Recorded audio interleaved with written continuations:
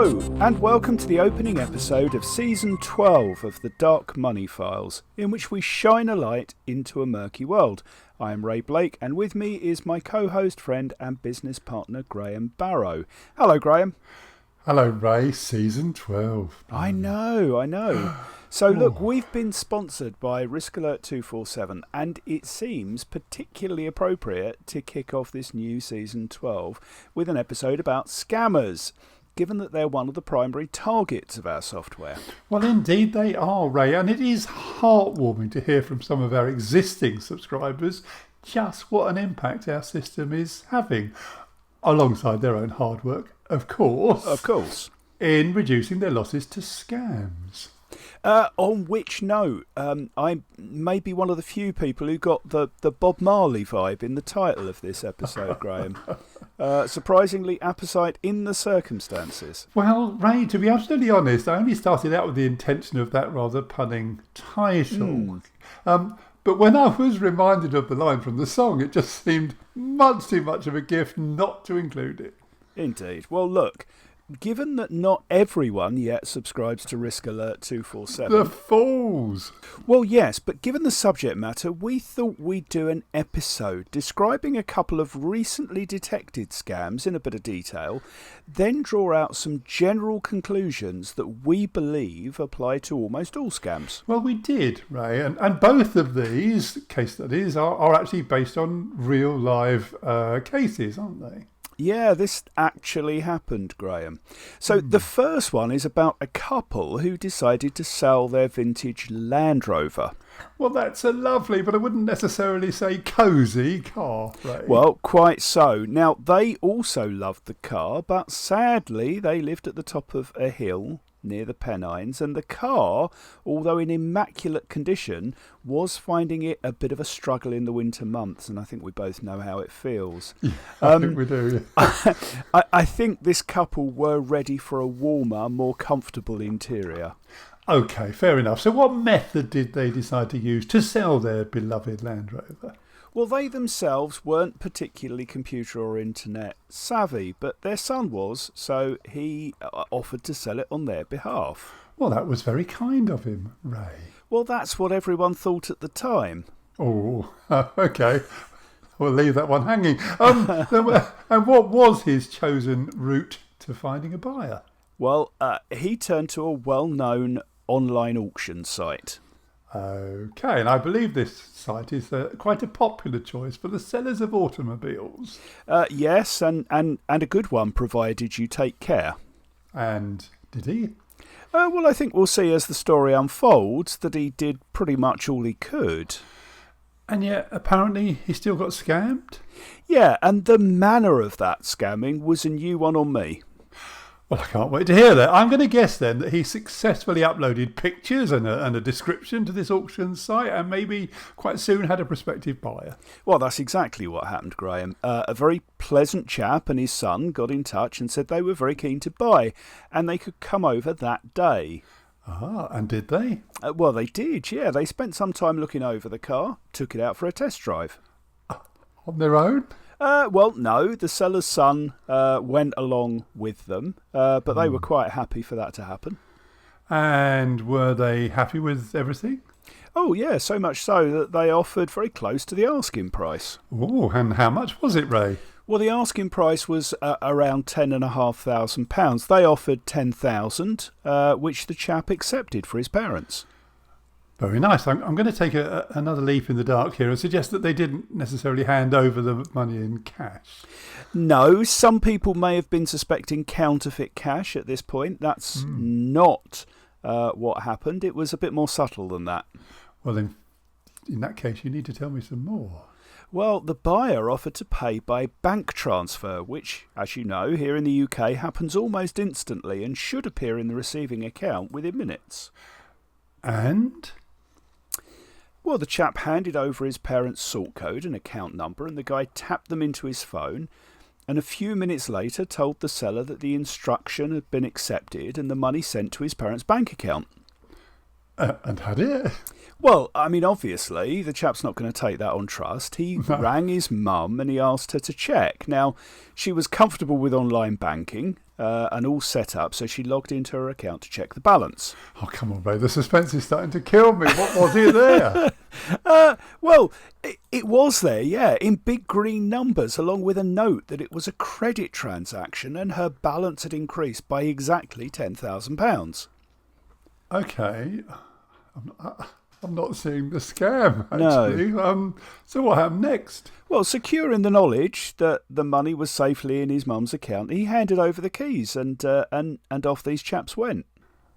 Okay, this is turning into a bit of a cliffhanger because I still don't see the scam. Well, here it comes. The next morning, the money was no longer in her account. What? You can't do that. I mean, I am not aware of any way that someone can get into your bank account and withdraw money without your permission. No, they didn't, you see. The bank did. The bank did? Why? Well, because although it looked like it, it wasn't a bank-to-bank transfer. It was a cheque that was paid in over the counter at a branch miles away in Manchester. But they'd credited it to her account.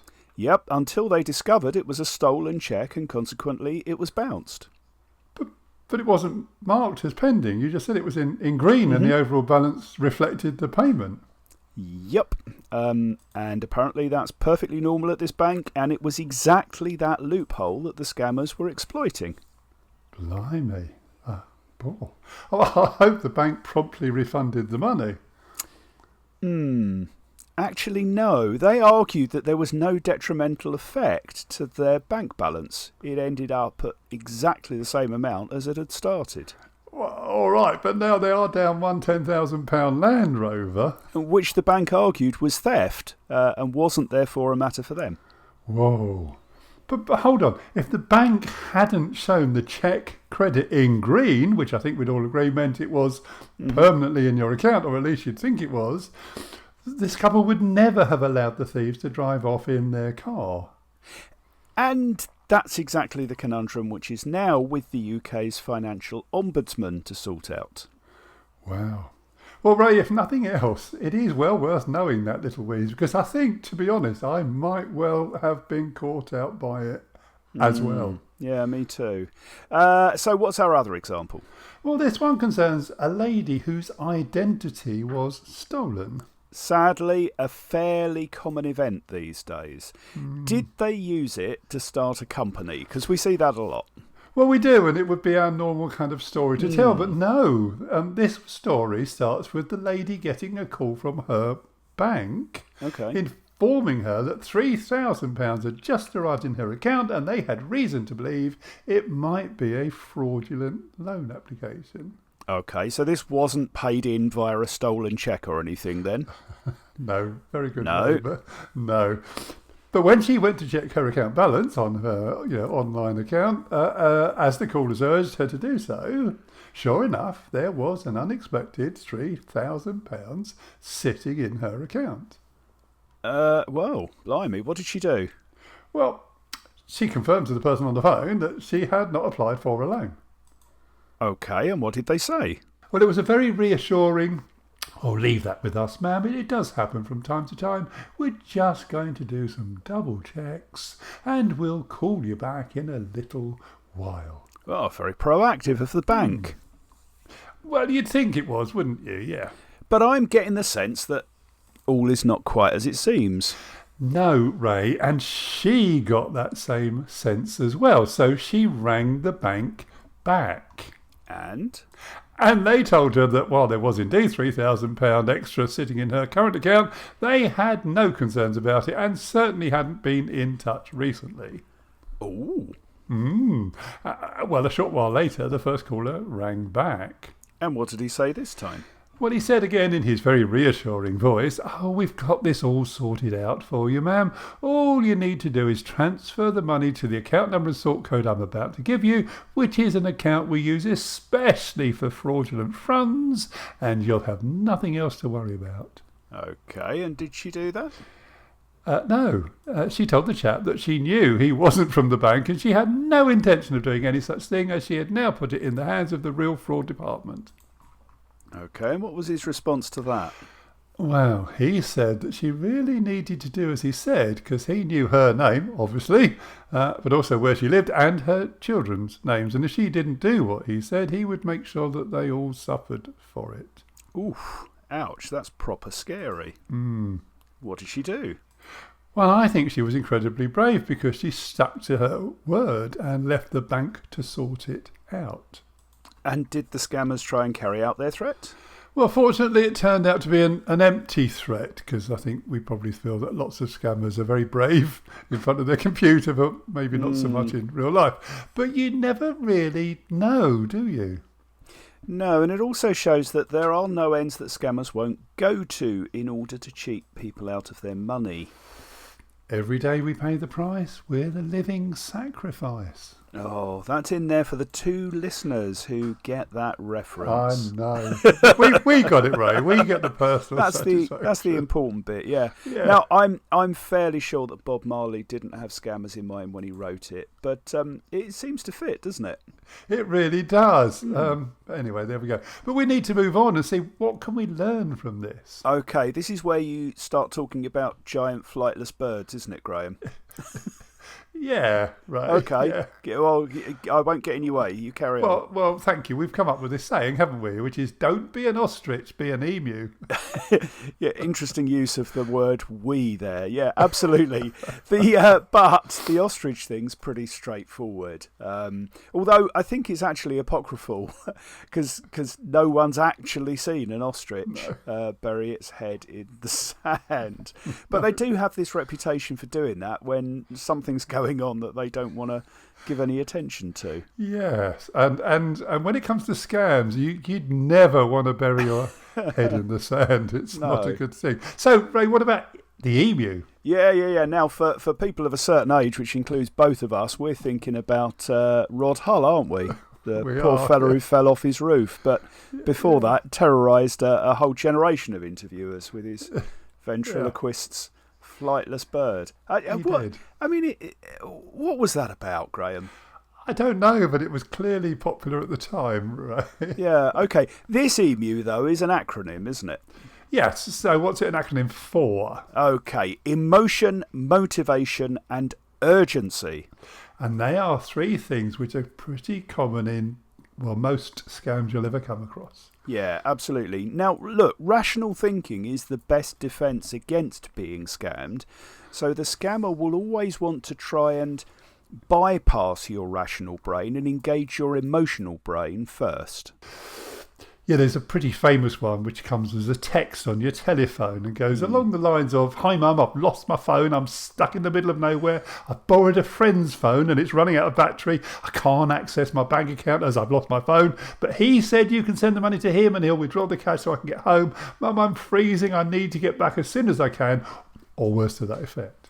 Exactly, yes. Now that's designed to bypass your rational brain, provide you with the motivation to act, and instill a feeling of urgency to stop you from stepping back and engaging your rational responses. Well, exactly. Or it could be a romance scam that starts off, "If you really love me," or a "your money is at risk" scam. You know, the one that goes, "If you don't move the money out of your account straight away, you may well lose it all." Yeah. Or even a recovery scam. "If you want to get your money back, you only need to send me so many pounds and I can get it for you." It's emus, isn't it? Wherever you look. Yeah, and if you're being an ostrich, you're never going to see them. So don't be an ostrich, Graham. Be an emu. People are never going to forget that now. Well, Which is the idea. I'm going to try quite hard, but yeah. No, well, I think that's the idea, though, isn't it? Yeah, it's just a absolutely. reminder. Don't be an ostrich, be an emu. And on that note, Ray, we need to look forward to our next episode without being an ostrich. We absolutely do. But first, I have to say, I'm looking forward to Santa and mince pies and putting my feet up. And well deserved it will be too, because it's been quite a year and I am in the same boat, Ray. Well, I'm not in a boat because I'm not going away on a cruise, but I share your emotions. Neither am I. No, good. Okay, right. All right, so let's regather once that's all out of the way and see what's been happening then. Well, I'm looking forward to